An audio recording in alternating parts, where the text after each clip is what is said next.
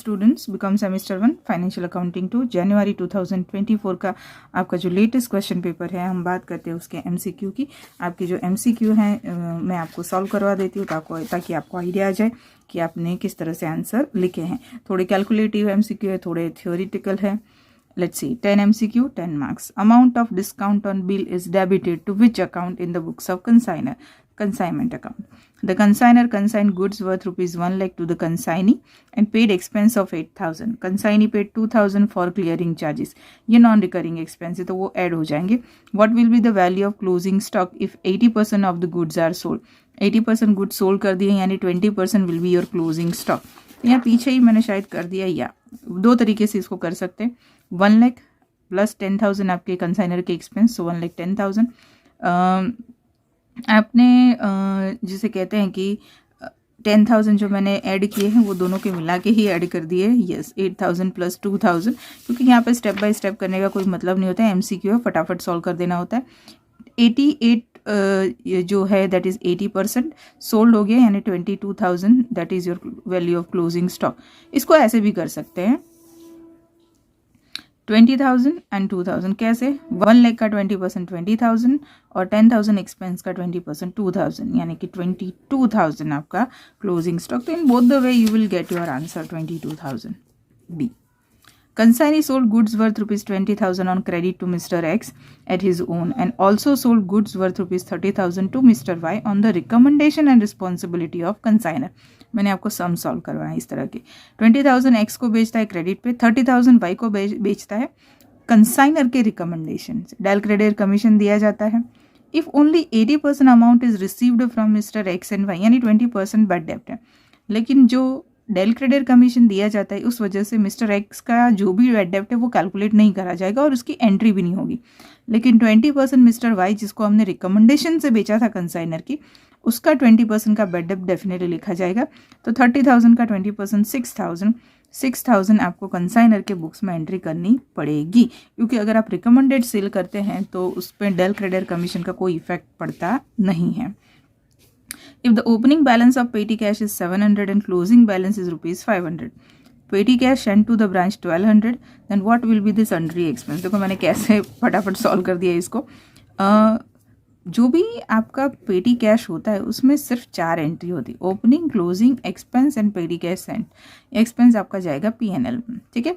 Opening closing दिया है, फिर आपको दिया है कि पेटी कैश सेंट 1,200 आपका पेटी कैश सेंट HO को यहाँ पे जाएगा।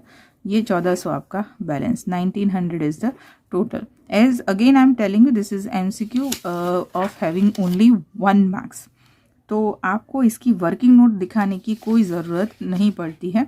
साइड में आप इसे अपनी ही आंसर शीट में रफ में कर सकते हैं।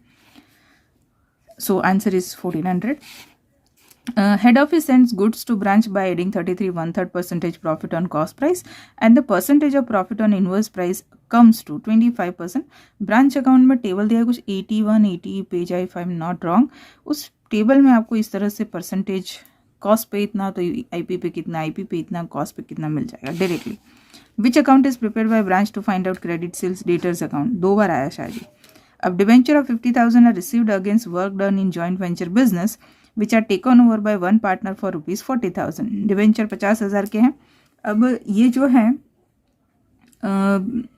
पार्टनर ने ले लिए हैं पर 40,000 रुपीज़ में, तो कि कौन सी अमाउंट रिकॉर्ड होगी पार्टनर्स कैपिटल अकाउंट में? डेफिनेटली 40,000, ठीक है। चलिए the next one is this 8 number. Janvi and Pihu entered into joint venture business. Janvi gives 1 lakh to Pihu. To which account this transaction will be debited in the books of Pihu, cash or bank account, right? Which act applies to the joint venture business? कोई particular law नहीं है इसके लिए। At the end of the year, the interest paid and depreciation charged are transferred to which account? जो भी साल खत्म होता है तो इंटरेस्ट और डेप्रिसिएशन किस अकाउंट में ट्रांसफर होता है? P&L अकाउंट में, बट ऑब्वियस। अब देखो, paid 22,000 at the time of contract and 1,40,000 is the total amount of 4 installment inclusive of interest of rupees 20,000। How much would be the cash price of the asset? Simple है, 22,000 आप कब देते हैं down payment?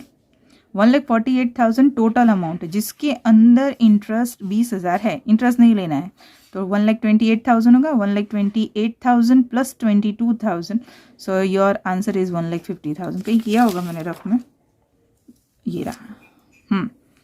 1,48,000, 22,000 depreciation, total 1,70,000, interest 20,000 निकाल दो, this is your cash price 1,50,000।